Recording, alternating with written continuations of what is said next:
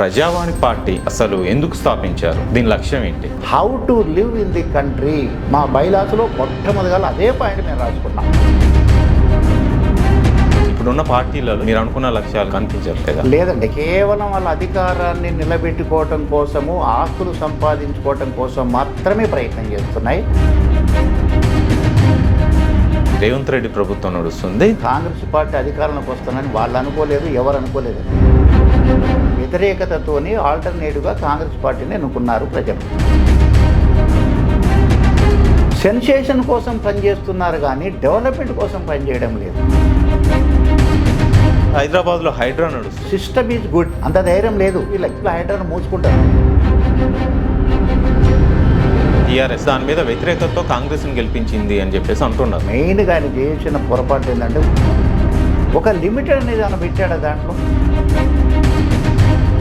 బండి సంజయ్ని తప్పించిన తర్వాత పార్టీ బలహీనపడిందా? అసలు ఎందుకు అధికారంలో రాలేకపోయింది? అసలు వాళ్ళకు నిర్మాణం లేదు. పొద్దున్న లేస్తే కానీ ఒక మతానికి అడ్డుకడతారు. ఆక్రోశంతో హైకమాండ్కు తప్పుడు సమాచారం ఇచ్చి బండి సంజయ్ గారిని అన్యాయంగా, అక్రమంగా.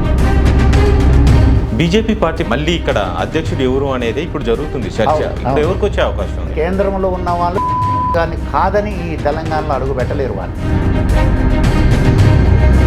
కుల విభజన పెట్టారు. అసలు అడిగింది ఏంటి, చేసేది ఏంటి?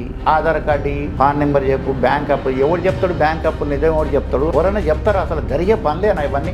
లాస్ట్ క్వశ్చన్ ఒకటే, మీ ఒక్కడని వచ్చింది ఆ ప్రజాపాలన పెట్టుకున్న దరఖాస్తు. ఆ ఎడిపోయిన కూడా తెలియదు. మళ్ళీ ఇప్పుడు కులం స్టార్ట్ అయ్యింది.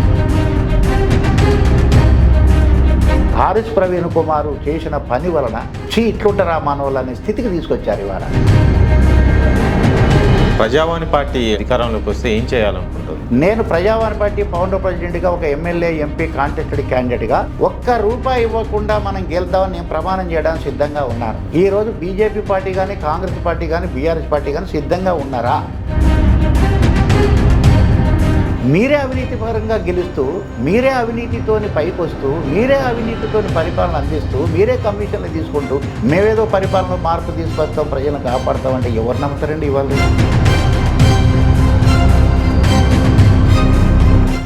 బ్యాచ్ని పెంచడానికి రాజకీయాలకు రాలేండి. ఒక ప్రజల్లో మొబిలైజేషన్ తీసుకురావడానికి, మార్పులు తీసుకురావడానికి వచ్చాను. ప్రజావాణి పార్టీ భారతదేశ రాజ్యాంగమే మాకు దిక్సూచి. రాజ్యాంగం ప్రకారం ఎవరి పని వాళ్ళు చేయాలి. ఆ పనిని నేను చేపిస్తాను. ఎవరి పనిని వాడిని నీతివంతంగా చేపిస్తాను. అలా చేస్తే ఆటోమేటిక్గా డెవలప్మెంట్ వస్తుంది.